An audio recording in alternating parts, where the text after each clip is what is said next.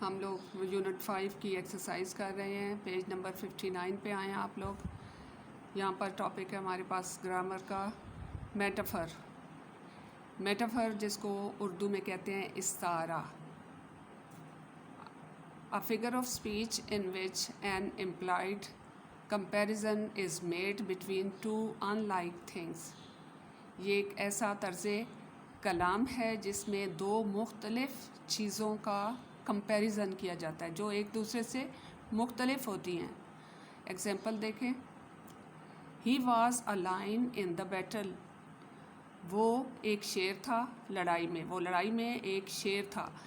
यहाँ पर एक इंसान के लिए जो लफ्ज़ मुस्तार लिया गया है, इस्तारा के तौर पर लिया गया, दोनों को कंपेयर करने के लिए वो लाइन है। इंसान के लिए लाइन का इस्तारा इस्तेमाल किया गया। ये दो मुख्तलिफ़ चीज़ें हैं, लेकिन उस एक इंसान की बहादुरी को शो करने के लिए उसके लिए लाइन का मेटाफर या इस्तारा इस्तेमाल किया गया। नेक्स्ट देखें। The striker was a goal machine. हमलावर खिलाड़ी स्ट्राइकर क्या था खेल में? एक गोल मशीन था। गोल बनाने वाली मशीन बना हुआ था। तो इन दोनों को आपस में कंपेयर किया गया है। वो तेज़ी से गोल बना रहा था स्ट्राइकर, इसलिए उसको गोल मशीन कहा गया है। इसके लिए स्ट्राइकर के लिए गोल मशीन का इस्तारा या मेटाफर यूज़ हुआ है। The moon was a misty shadow. चाँद जो है वो एक धुंधला सा साया था। मून के लिए मेटाफर क्या यूज़ हुआ है? मिस्टी शेडो। नेक्स्ट पेज पे आते हैं। बी एक्सरसाइज है select the choice that explains the meaning of the metaphor as it is used in the sentence. Sentence में जो मेटाफर यूज़ हुआ है उसके मीनिंग के लिए तीन ऑप्शन दिए हुए हैं। आपने उसमें से करेक्ट ऑप्शन का इंतखाब करना है। नंबर 1 पे देखें। Junaid is an ox. Ox होता है बैल। जुनेद एक बैल है। एन ऑक्स जो है ये एक मेटाफर का इस्तेमाल हुआ है इस जुमले में। इस मेटाफर का क्या मतलब है? ये 3 ऑप्शन दिए हुए हैं। Junaid is def. जुनेद बहरा है। Junaid is week. जुनेद कमज़ोर है। सी है जुनेद इज़ स्ट्रॉन्ग। तो क्या मीनिंग हो गया एन ऑक्स के? Junaid is strong. सी को आप टिक करें, ये करेक्ट आंसर है। Number 2, Waleed is a real couch potato. Couch potato कामचोर बंदे को कहा जाता है। The metaphor couch potato means जो मेटाफर यूज़ हुआ है काउच पोटैटो, उसके मीनिंग क्या है? Waleed is always busy with some activity. B है वलीद इज़ लेज़ी। सी है Waleed likes to go outside and play. जी हाँ, करेक्ट ऑप्शन है Waleed is lazy. B option को टिक करें। Number 3, Shahid is a volcano after hearing his brother borrowed his car without permission. ये सुनने के बाद कि उसके भाई ने उसकी कार बगैर इजाज़त ले ली है, शायद गुस्से से आतिशफ़शां बन गया। इसमें मेटाफर जो यूज़ हुआ है वो है शायद इज़ अ वॉल्केनो। इसका क्या मतलब हो सकता है आपके ख्याल में? ए है शायद इज़ एंग्री। बी है शायद लिव्स इन जापान। सी है Shahid has a triangle head. जी इसका करेक्ट ऑप्शन है Shahid is angry. 4, Lubna is the apple of her father's eye. Lubna अपने फादर की आंखों का तारा है। इस मेटाफर का क्या मतलब है? Lubna is the apple. Lubna is loved by her father. Lubna's father is mad at her. Lubna has an apple tree in her yard. जी इसका करेक्ट ऑप्शन है Lubna is loved by her father. उसके फादर उससे बहुत प्यार करते हैं। Number 5, Maria was feeling blue after her cat was hit by a car. Maria बहुत अफसरदा थी, बहुत उदास थी और जब उसकी बिल्ली कार के साथ टकरा गई। फीलिंग ब्लू के करेक्ट मीनिंग क्या है? Maria didn't like cars. Maria was sad. Maria wore blue frock. Correct option है B, Maria was sad.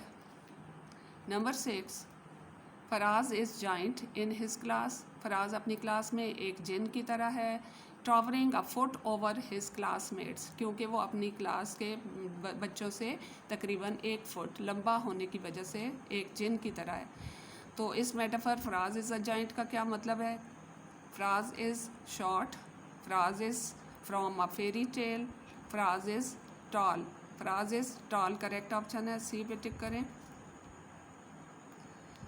Next C part देखें, identify use of metaphor in the poem and answer these question. आपने जो poem पढ़ी है the rain, उसमें metaphor का जो इस्तेमाल हुआ है उसको देखें और फिर इन सवालों का जवाब दें। क्वेश्चन नंबर 1 है, what do the rich leaves symbolise? Rich leaves जो हैं वो किस चीज़ की अलामत है, किस चीज़ को सिम्बोलाइज करते हैं? इसका आंसर आप इधर ही सामने इसके लिख लें। आंसर है rich leaves symbolise the rich people. Rich leaves symbolize the rich people. Question number 2 है, what do the poor leaves stand for? poor leaves जो हैं वो किसकी अलामत हैं, किसकी अलामत के तौर पे इस्तेमाल होंगे नज़म में? इसका आंसर लिखें। the poor leaves stand for the poor people. the poor leaves stand for the poor people. Question number 3 देखें, what does the sun symbolise? इसमें जो सूरज का जिक्र हुआ है, सूरज जो है वो किस चीज़ की अलामत के तौर पर इस्तेमाल होता है या किस चीज़ की अलामत के तौर पर इस्तेमाल हुआ है नज़म में? आंसर लिखें, यहीं पर नीचे आप लिख लें। ये थोड़ा सा बाकी दोनों से लंबा है तो नीचे लिखें ताकि पूरा आ जाए। The sun symbolises equality because it spreads its light equally all over the world. Next page पे आए, पेज नंबर 61। यहाँ पर टॉपिक है पर्सोनिफिकेशन। इसको उर्दू में कहते हैं तजसीम, तेज जीम सीन ये और मीम, तजसीम। इसकी डेफिनेशन है, it is a figurative technique, it is a figurative language technique where an object और idea is given human traits और करेक्टरिस्टिक्स। ये एक ऐसा लिसानी तरीक़ाकार है, एक ऐसा तफसीली लिसानी तरीक़ाकार है जिसमें किसी चीज़ या ख़याल को इंसानी खूबियों का रूप दिया जाता है, यानी किसी चीज़ और आइडिया को इंसानी खूबियाँ दी जाती हैं। एग्जाम्पल देखें, flowers were fluttering and dancing in the breeze. फूल हवा में लहरा रहे थे और डांस कर रहे थे। लहराना, झूमना ये इंसानी खूबी है, डांसिंग भी इंसानी खूबी है जो एक ख़याल और एक आइडिया को और एक चीज़ को दी गई है। इस जुमले में फ्लावर्स को दी गई है कि वो हवा में लहरा रहे थे, झूम रहे थे और डांस कर रहे थे। क्वेश्चन देखें, identify the use of personification in the poem and answer these question. आपने पोएम को देखना है और उसमें जो इंसानी खूबियाँ दी गई हैं किसी चीज़ को, उसको ढूंढना है और फिर इस क्वेश्चन का आंसर देना है। Question number 1, which object is being personified in the poem? इस पोएम में किस चीज़ को इंसानी खूबियाँ दी गई हैं? इसका आंसर है इन दिस पोएम, आप लिख लें यहीं पर आंसर इसका। In this poem the leaves are being personified. In this poem the leaves are being personified, यानी लीव्स को इंसानी खूबियाँ दी गई हैं। नेक्स्ट क्वेश्चन देखें, which human traits are given to that object? उस चीज़ को कौन सी इंसानी खूबियाँ दी गई हैं? आंसर है इसका human traits like drinking and giving are given to the leaves. Human traits like drinking and giving are given to the leaves. बच्चों बाकी काम जो रह गया एक्सरसाइज में वो इंशाल्लाह नेक्स्ट वीडियो में मैं आपको करवाऊँगी। Thank you.